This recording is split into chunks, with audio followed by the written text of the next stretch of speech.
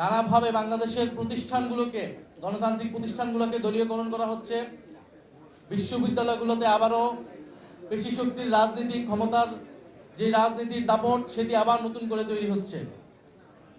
ফলে ফ্যাসিবাদ বা নতুন কোনো স্বৈরতন্ত্র বা পুরনো স্বৈরতন্ত্রকে টিকিয়ে রাখার চেষ্টা হলে জনগণ আবারও সংগঠিত হবে এবং জনগণ জাতীয় নাগরিক পার্টি এনসিপির ছায়াতলেই ঐক্যবদ্ধ হবে।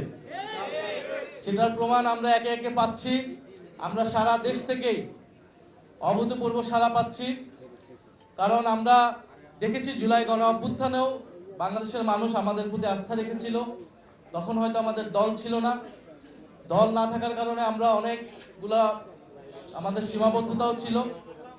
আমরা চাই যে একটি সুসংগঠিত রাজনৈতিক দল যারা বাংলাদেশকে নেতৃত্ব দিবে, বাংলাদেশের তরুণ প্রজন্মের আকাঙ্ক্ষাকে ধারণ করে বাংলাদেশকে আন্তর্জাতিকভাবে একটি মর্যাদাপূর্ণ রাষ্ট্র হিসেবে প্রতিষ্ঠা করবে, এই দেশের মানুষের কর্মসংস্থান নিশ্চিত করবে, বৈষম্য দূর করবে এবং গণতন্ত্র নিশ্চিত করবে।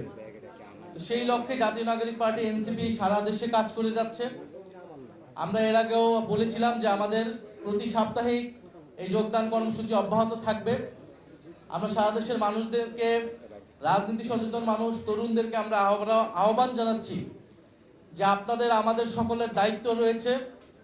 এই দেশকে আমরা আর বিপথে যেতে দিতে পারি না। ফলে আপনারা যারা রাজনীতি করতে চান, দেশে পরিবর্তনের স্বপ্ন দেখতেছেন, আপনারা ঐক্যবদ্ধ হন। জাতীয় নাগরিক পার্টি এনসিপি আপনাদেরকে ধারণ করে সামনের দিকে এগোতে চায়। আমরা স্থানীয় সরকার নির্বাচনের দাবি জানিয়ে এসেছি, কিন্তু স্থানীয় সরকার প্রতিষ্ঠানকেও সরকার দলীয়করণ করছে, প্রশাসক নিয়োগ করেছে। আমরা তরুণদেরকে আহ্বান জানাচ্ছি যে স্থানীয় সরকার নির্বাচনে এবার তারুণ্যের শক্তির জয় জয়কার হবে এবং সেটা এনসিপির সমর্থনই হবে।